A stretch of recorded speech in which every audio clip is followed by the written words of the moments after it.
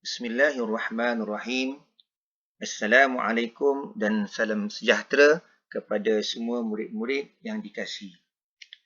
Pada hari ini kita akan meneruskan sesi pembelajaran mata pelajaran sejarah.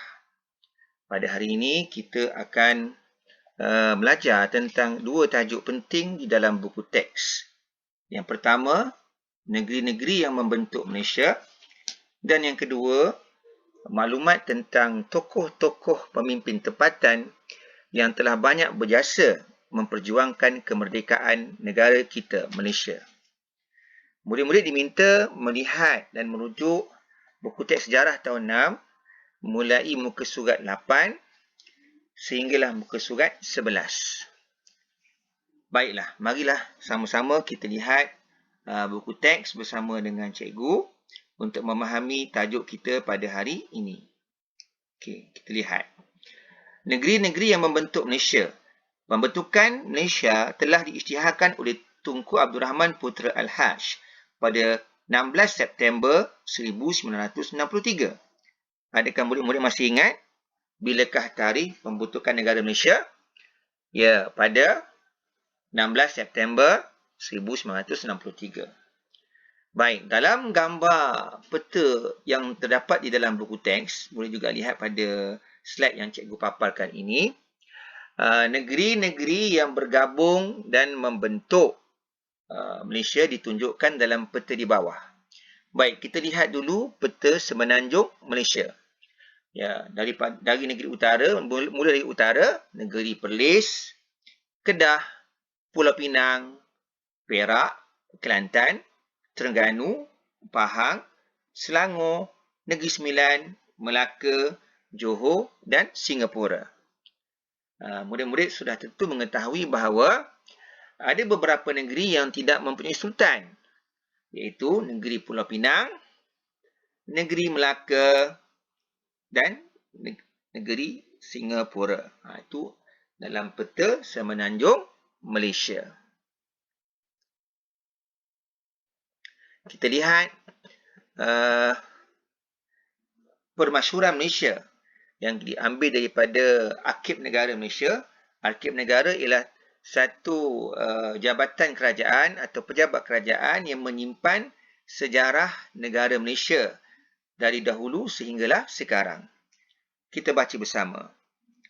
Maka telah dipersetujui bahawa hendaklah disekutukan negeri Sabah, negeri Sarawak dan negeri Singapura dengan Persekutuan Tanah Melayu yang mengandungi negeri Pahang, negeri Terengganu, negeri Kedah, negeri Johor, negeri Sembilan, negeri Kelantan, negeri Selangor, negeri Perak, negeri Perlis, negeri Pulau Pinang dan negeri Melaka, dan bahawa persekutuan itu hendaklah dinamakan Malaysia.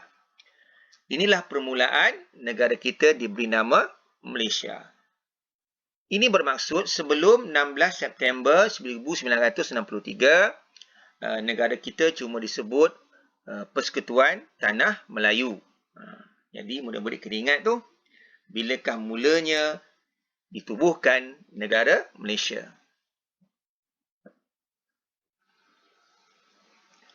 Baik, sekarang kita lihat pula peta yang berikutnya, iaitu peta negeri Sabah dan Sarawak atau Malaysia Timur. Kemudian ada catatan di situ, mulai tahun 1965, Singapura tidak lagi menjadi anggota Malaysia. Bermakna negeri Singapura telah keluar daripada Malaysia dan membentuk negara yang baru yang bernama negara Singapura. Baik.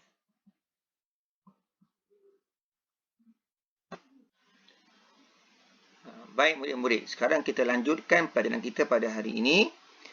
Lihat muka surat 10.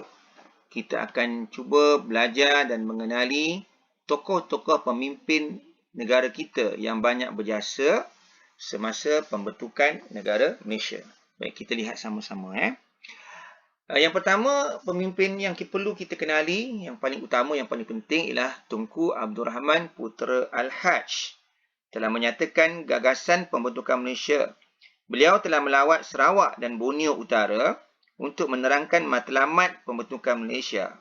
Beliau juga telah mengetuai Persekutuan Tanah Melayu dalam upacara menandatangani Perjanjian Malaysia di London. Ya. Semua orang masih ingat Tunku Abdul Putra Ash ataupun gelarannya Bapa Kemerdekaan Malaysia. Tokoh yang kedua ialah Tun Abdul Razak bin Datuk Husin, merupakan Timbalan Perdana Menteri Persekutuan Tanah Melayu. Antara tugas beliau adalah untuk menerangkan tujuan pembentukan Malaysia. Beliau juga terlibat dalam membincangkan hak dan kepentingan penduduk di Sarawak dan Borneo Utara.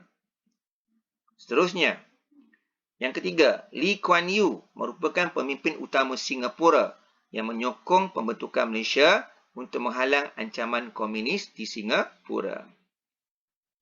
Yang keempat, Tun Muhammad Ghazali bin Syafi'i ialah pegawai kanan kerajaan yang menjadi anggota dalam Suruhanjaya Kobot sebagai Ketua Setiausaha Tetap Kementerian Luar. Beliau telah diberi tugas untuk merealisasikan pembentukan Malaysia. Adakah murid-murid masih ingat Suruhanjaya Kobot?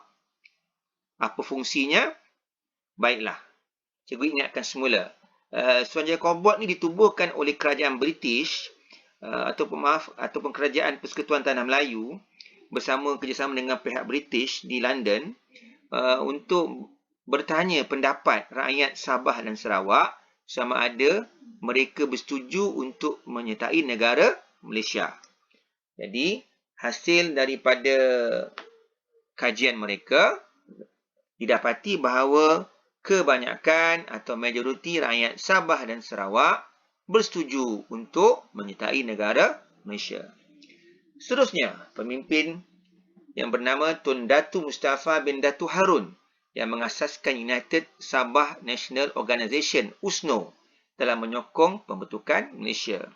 Beliau juga menjadi ahli jawatankuasa Perundingan Perpaduan Malaysia JPPM. Beliau merupakan yang di-Pertua Negeri Sabah yang pertama.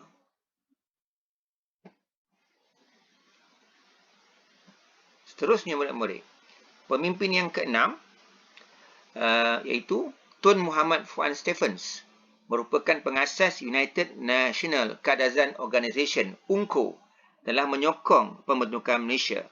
Beliau juga dilantik menjadi pengurusi JPPM. Setelah pembentukan Malaysia, beliau telah dilantik menjadi Ketua Menteri Sabah yang pertama. Seterusnya, pemimpin daripada golongan yang penting di Sarawak, Tan Sri Datuk Ahmad Stephen Kalung Ningkan yang menubuhkan Sarawak National Party, SNAP, telah menyokong pembentukan Malaysia. Beliau juga merupakan ahli JPPM.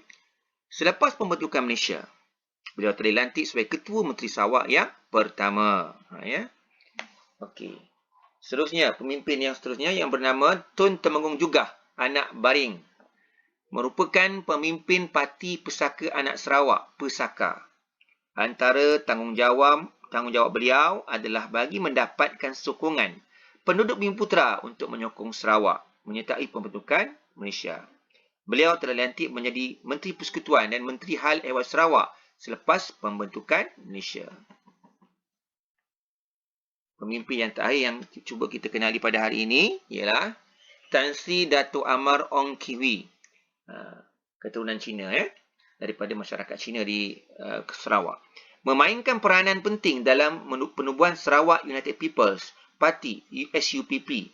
Pada awalnya, parti beliau menolak idea pembentukan Malaysia. Namun, demi kepentingan masa depan Sarawak, SUPP menyokong penubuhan pembentukan Malaysia. Baiklah, cikgu harap murid-murid telah faham apa yang kita telah baca pada muka surat 8 hingga 11 dalam buku teks sejarah tahun 6. Murid-murid boleh ulang baca dan cuba faham sekali lagi. Dan selepas itu, sila jawab soalan yang cikgu berikan selepas ini di pautan yang disediakan. Selamat belajar dan selamat menjawab soalan. Baca soalan dengan teliti dan semak jawapan anda sebelum submit jawapan kepada cikgu. Terima kasih. Wassalamualaikum warahmatullahi wabarakatuh.